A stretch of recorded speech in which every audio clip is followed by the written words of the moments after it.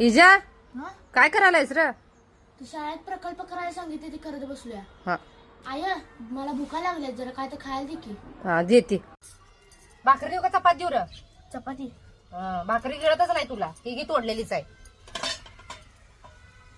खा काकूस करून त्यात. सकाळ सकाळी खाल्लं की दिवसभर भुका लागत नाही, खाऊनच बाहेर पडत जा.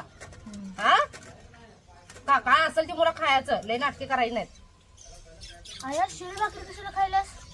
रातचे मला टाकून आजचं देऊ. जेवण जरा कमी करत जा.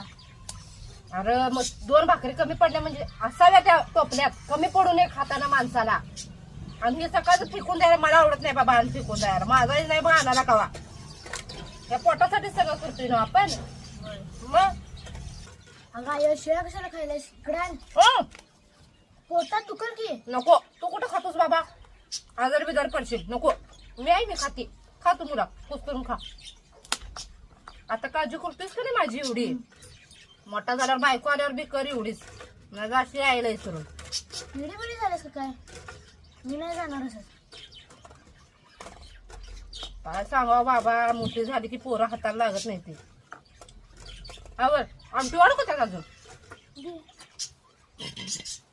खा कुस करून. कुस कर त्यात अजून.